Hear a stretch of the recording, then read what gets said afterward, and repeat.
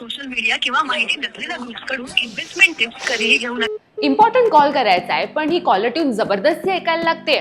तुम्ही एकटे नाही आहात. वाढत्या सायबर क्राईम्समुळे डिपार्टमेंट ऑफ टेलिकम्युनिकेशन म्हणजेच दूरसंचार विभागाने नवीन ऑर्डर काढली आहे. डिसेंबर 2024 पासून 3 महिन्यांसाठी दिवसातून 8 ते 10 वेळा ही सायबर क्राईम अवेअरनेसची कॉलर ट्यून वाजणार आहे. आणि ही कॉलर ट्यून तुम्ही बंद सुद्धा करू शकत नाही कारण सरकारने ती कंपल्सरी केली आहे. गेल्या वर्षापासून अनेक नवीन सायबर क्राईम फ्रॉडच्या केसेस समोर येत आहेत.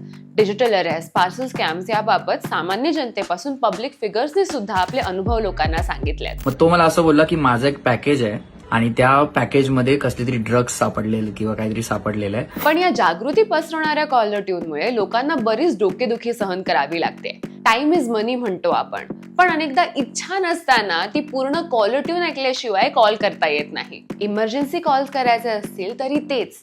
मग लोकांनी याला कंटाळणं भाग आहे. ती कॉलर ट्यून कशी स्किप करावी यासाठी नुसके शोधले जात आहेत. मग सतत कॉल्सचा भडीमार करण्यापेक्षा ईमेल, टेक्स्ट मेसेजेस आणि इतर मीडियमचे ऑप्शन आहेतच की. बरं, इथे प्रॉब्लेम हा आहे की हे स्कॅम करणारी मोस्टली भारताचीच लोक भारतात आणि इतर साऊथ एशियन देशांमध्ये बसून हे उद्योग करतायत. मग त्यांना शोधून त्यांच्यावर कारवाई करणं हे इफेक्टिव्ह आहे. पण इथे मुळं सोडून फांद्या तोडायचं काम सिस्टीम का करते हे मोठं कोड आहे. हा प्रॉब्लेम गंभीर आहे, यात कोणतीही शंका नाही. पण जागृती पसरवण्यासाठी इतर मार्ग सुद्धा आहेतच की.